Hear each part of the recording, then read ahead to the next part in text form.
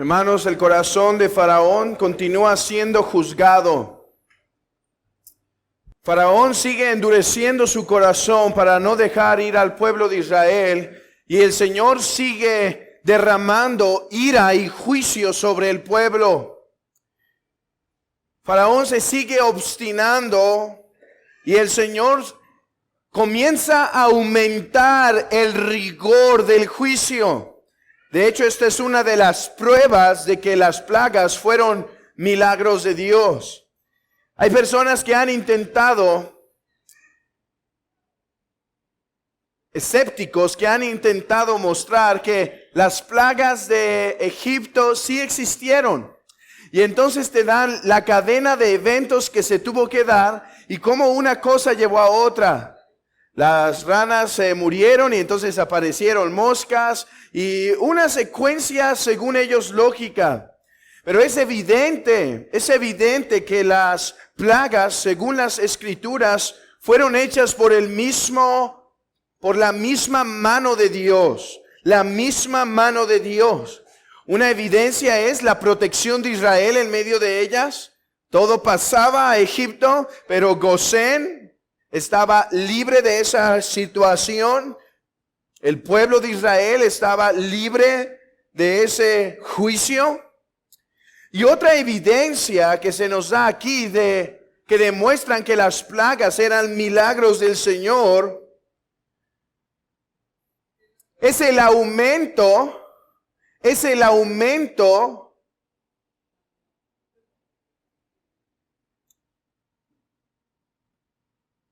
y la dureza de las plagas. Las plagas van aumentando. Algunas comienzan con una plaga, un problema social y terminan con muerte. Muerte. Miren aquí cómo se inicia en cuanto al ganado. Es la primer plaga que se nos narra en el capítulo 9.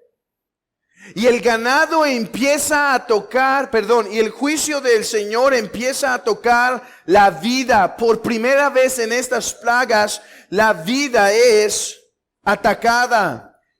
Los animales, el ganado de Faraón es traído a muerte por medio del poder del Señor. El corazón de Faraón se supone debe quebrantarse con este endurecimiento de las plagas, con esta fuerza de la mano del Señor. Sin embargo, su corazón permanece duro. Su corazón permanece duro. Y noten que el texto aclara, hermanos, el texto aclara que debido a no obedecer la voz del Señor, Faraón está recibiendo juicio. Faraón está recibiendo juicio.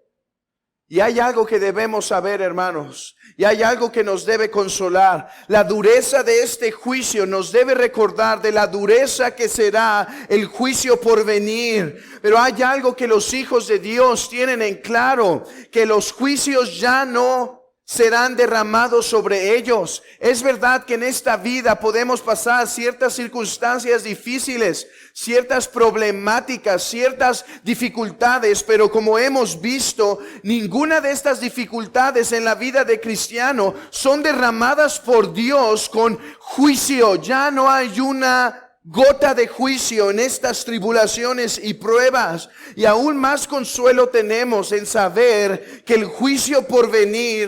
del juicio por venir hemos sido librados absolutamente. Por eso dice Romanos 8, ninguna condenación hay para los que están en Cristo Jesús. Y después la plaga se convierte, la siguiente plaga es acerca de las úlceras. Y miren, esto es interesante. ¿Qué es lo que toma Moisés para derramar esta plaga? Ceniza.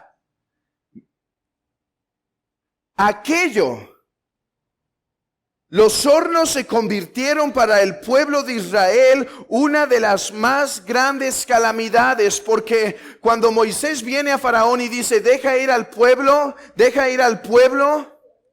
el Faraón lo que hace es aumentar la carga. Ahora tienen que coser sus ladrillos con sus propias consiguiendo sus propios materiales. Así que este horno, que en un tiempo fue un juicio para el pueblo de Israel, ahora se convierte en medio por el cual Dios juzgaría. Hermanos, esto es interesante. Muchas veces no podemos saber por qué Dios permite ciertas cosas en nuestras vidas. Por ejemplo, en Tesalonicenses se nos dice que el Señor permitió que los judíos interrumpieran que Pablo fuera a visitar a los de Tesalónica. ¿Han escuchado han leído ese texto? Dicen, me interrumpieron, me estorbaron para ir. Pero después dice, pero esto sucede para que el juicio se agrave sobre ellos. Oh, hermanos. En nuestra sociedad de impunidad, en nuestra sociedad donde el crimen no parece descender sino ascender, donde los malvados parecen triunfar, esto debemos tener en mente, hermanos, que una de las maneras en las cuales Dios está juzgando a las naciones es dejándolos pecar hasta el tope. ¿Pueden ver ese texto en Tesalonicenses?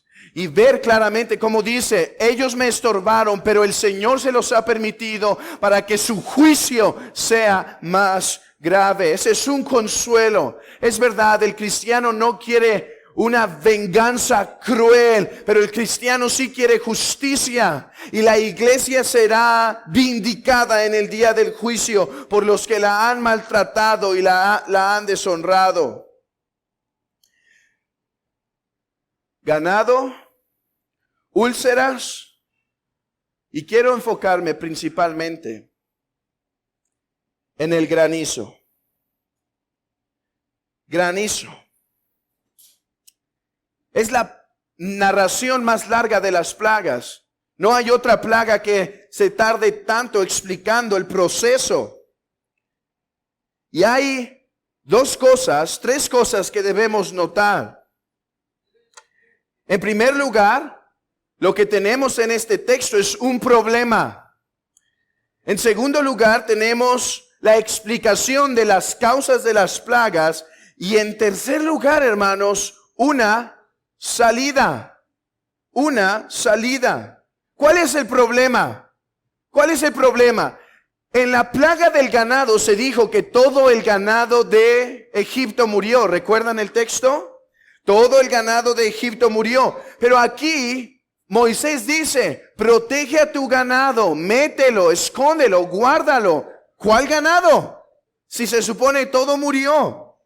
Bueno, la palabra que podemos traducir del versículo 6 por todo, puede referirse a todo o puede referirse en el hebreo a mucho.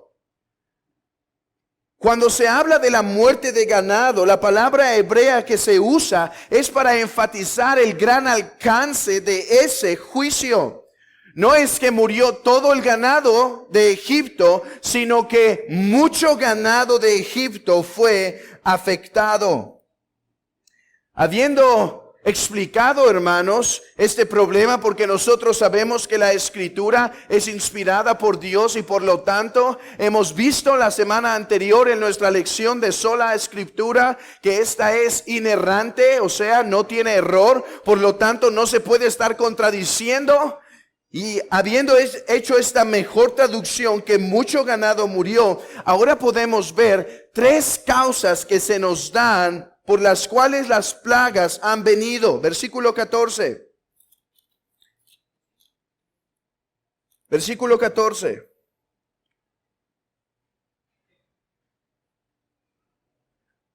Porque yo enviaré esta vez todas mis plagas a tu corazón, sobre tus siervos y sobre tu pueblo, para que entiendas que no hay otro como yo en la tierra.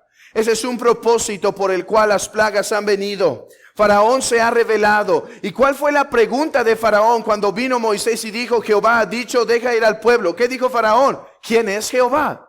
Yo no conozco. ¿Cómo los voy a dejar ir? Yo no sé quién es Él.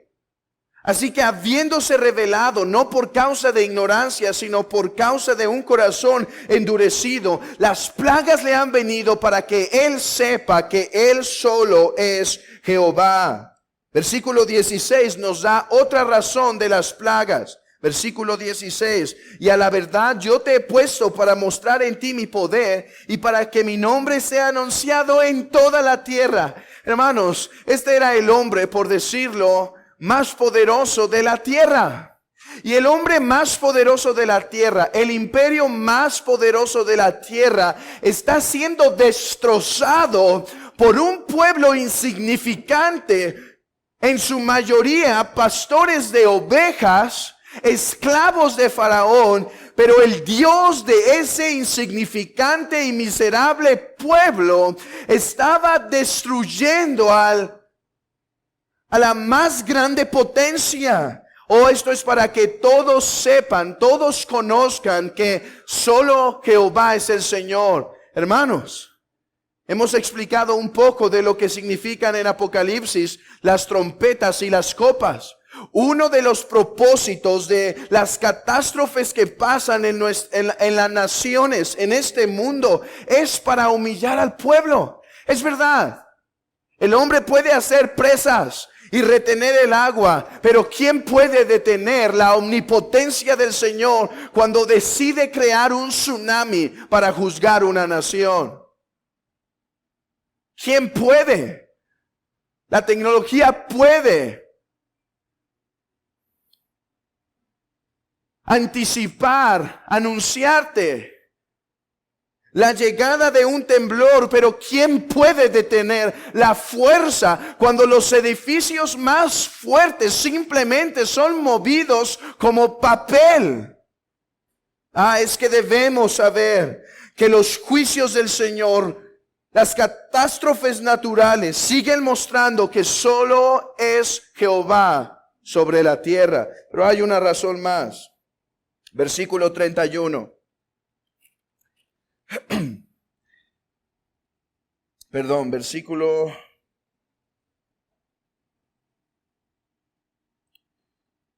29, al final. Y le respondió Moisés: tan pronto salga yo de la ciudad, extenderé mis manos y los truenos cesarán y no habrá más granizo, para que sepas que de Jehová es la tierra. En primer lugar, las plagas iban a demostrar la omnipotencia de Jehová. En segundo lugar, iban a mostrar la omnipotencia de Jehová a todas las naciones. Pero en tercer lugar, mostraban que Faraón no era dueño de la tierra. Noten esto, hermanos. Jehová se acerca a Israel. Egipto no lo deja ir, dice: esta es mi tierra, no los voy a dejar ir, ustedes me pertenecen, son mi pueblo, son mis esclavos, dice Faraón. Pero el Señor dice: Faraón, ni siquiera la tierra es tuya. Mira cómo voy a traer muerte, mira cómo voy a traer granizo que destruya. Hermanos, las plagas demuestran la grandeza de nuestro Señor. ¿Pueden imaginar a un hombre del clima dando el clima por la mañana? Bueno, para Egipto, grandes bolas de fuego cayendo y destruyendo todo lo que está a su paso. Gosén, cielo despejado. Oh, hermanos, que esto nos aliente en los momentos de pruebas en nuestras vidas.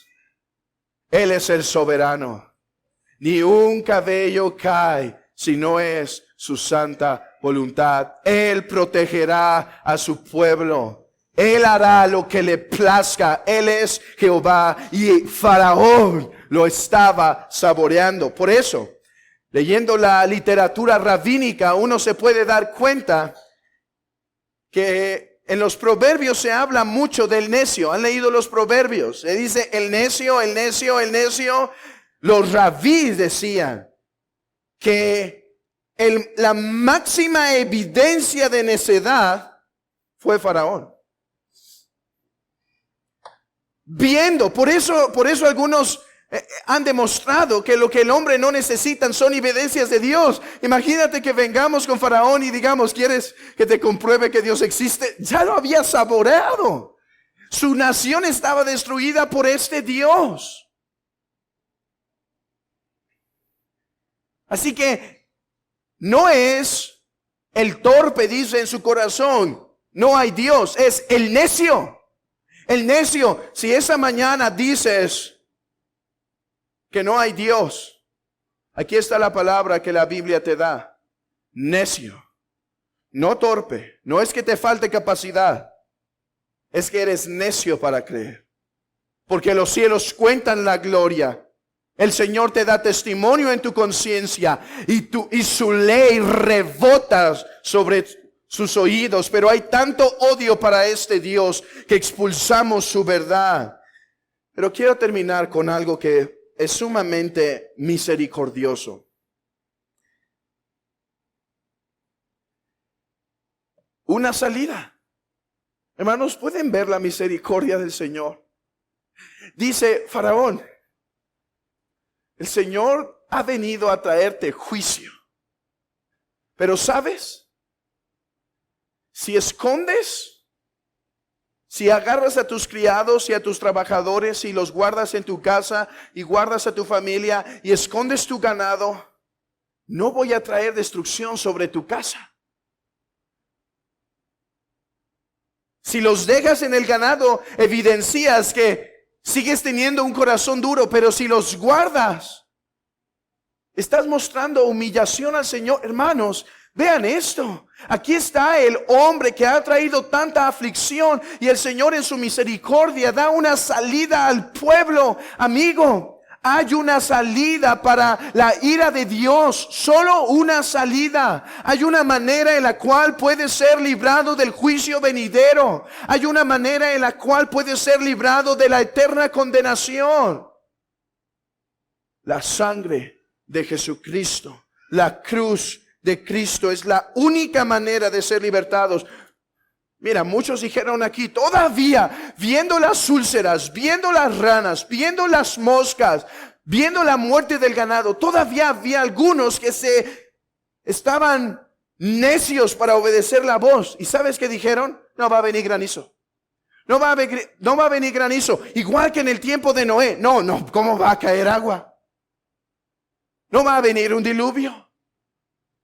Y de repente fueron agarrados en el diluvio. Aquí dice la Escritura que muchos no escucharon la oportunidad que Moisés dio. Algunos sí. Y podemos suponer que este fue el pueblo, porque vamos a ver más adelante que de Egipto salieron unos con Israel como prosélitos. Quizá fueron estos que empezaron a escuchar la voz del Señor. Pero otros dijeron, no va a pasar. O así como dijeron con Noé, no va a pasar.